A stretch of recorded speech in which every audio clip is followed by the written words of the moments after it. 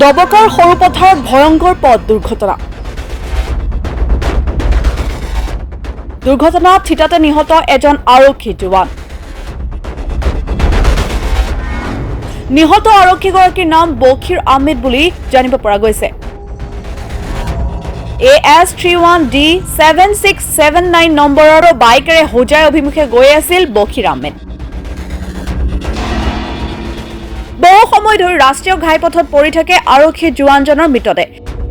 ইফালে মৃতদেহ পৰি থকা সমম পথত পৰি থকা সময়তে একেটা স্থানতে আন এক দুৰ্ঘটনাও সংঘটিত হয়।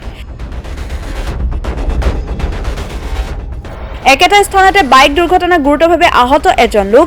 আহত লোকজনৰ সংকটজনক অৱস্থাত বৰ্তমান তেওঁক হাস্পতালত প্ৰেৰণ কৰা হৈছে।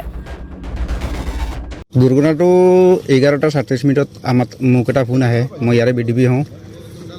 মোৰ ইয়াৰ লোকেল মানুহ এজনে শব্দ শুনি দৌৰি ওলাইছে। ওলোৱাৰ পিছত সি মোক ফোন মাৰিছে যে এক্সিডেণ্ট এটা হ'ল। আমি সৰুপথাৰ বজাৰতে আছিলোঁ। তাৰপিছত মোৰ লগত 2-3টা ল'ৰা আছিলে। আমি একেলগত আহিলোঁ দৌৰি। আহি দেখোঁ এজন পুলিচৰ মানুহ জেগাতে স্পট ডেড। লগে লগে আমি যমুনামুখ আৰক্ষী থানাৰ ভাৰপ্ৰাপ্ত বিষয়াক জনাওঁ। তেওঁ আহে আৰু DSP মেমো আহে। তাৰপিছত এডিশ্যনেল SP ছাৰো আহে। তেনেকৈ সময়ত আৰু এখন বাইক আহি সেইটো জেগাতেই ট্ৰাক এখনৰ পিছফালে মাৰি দিলে। একেখন জেগাতেই আমাৰ সন্মুখতেই। আৰক্ষীজনৰ এক্সিডেণ্ট হ'ল। তাৰপিছত সেইখিনি জেগাতে আৰু এটা এক্সিডেণ্টেই হ'ল।